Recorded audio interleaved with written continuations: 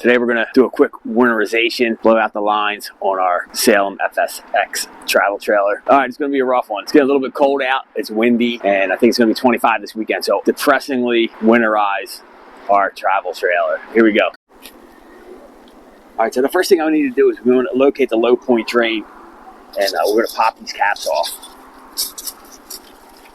So I'm going to drain all the lines.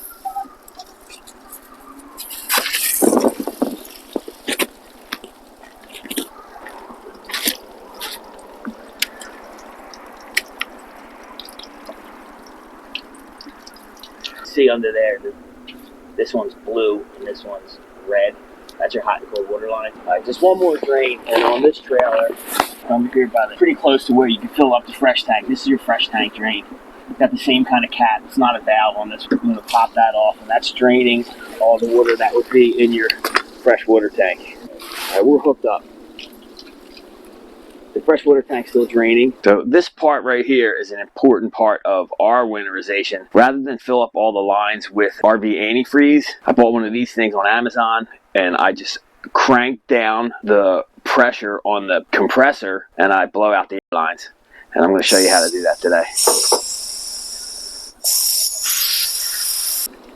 I'm hooked up. I'm dialed back to about 50 pounds of pressure. A little under 50 pounds of pressure on the compressor, so I don't damage any of the internal parts in the trailer. Flick this switch and we should get more water coming out of the low point drains in the back.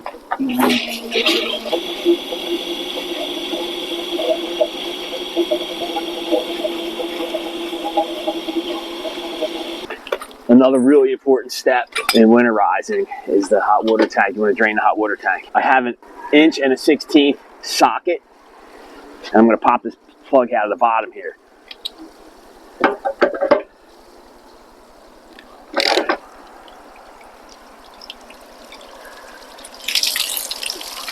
That's your sacrificial rods. You can see the damage that the water is causing hard water. I'm going to replace this in the beginning of next season. But we pop this pressure release valve to let more air into the system. Make sure it's all the way drained.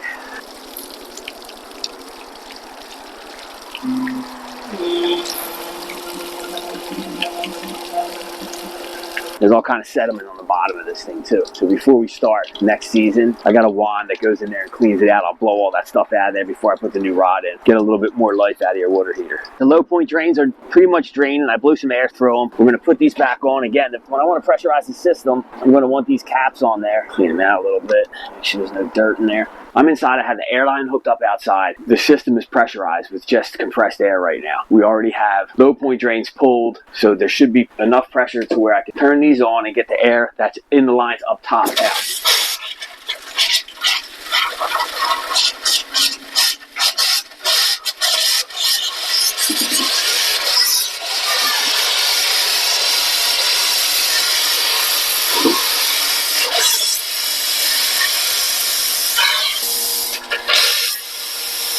Make sure you do hot and cold.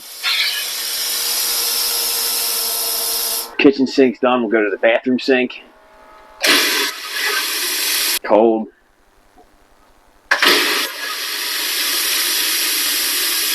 Hot. Now the shower.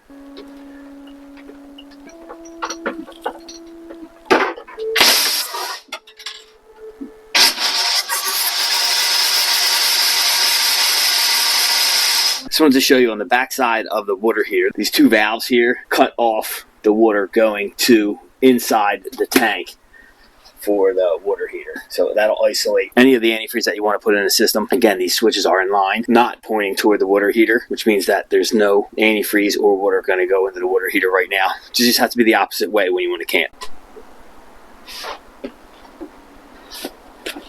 All right, so those of you who don't know, underneath the sink in this unit is where the water pump lives, and this is also your winterization fill if you need it. The biggest thing I'm concerned about under here is there's a filter on the end of the pump that has a plastic cup on it. That's the thing that would freeze first and crack because it's so small, the volume of the water is so small, and it's just plastic made in China. You want to make sure that either you have antifreeze in there or it's completely dry. So if we were going to pressurize this whole system or just worry about getting some antifreeze into the pump. Here's how the hose is set up. There's usually a valve on here with a T. When it's lined up with the water pump and coming from the fresh tank, that's where the water is going to pull from. As soon as you move the handle to where it's lined up with your input tube, pop the cap off of here. We can just stick this right inside the antifreeze bottle, turn the water pump on, and we're pressurizing the system with antifreeze right now. I can already see the pink inside the plastic cap. But I know that the water pump is going to be safe for the winter. I'm going to put this cap back on. You look here, this is the drain of the sink. This piece right here is the trap. This holds water. I'm going to pour about 2 cups of antifreeze in each trap. We'll keep the water in there from freezing and cracking this pipe. We're going to do the kitchen sink, the bathroom sink, and the shower the same way.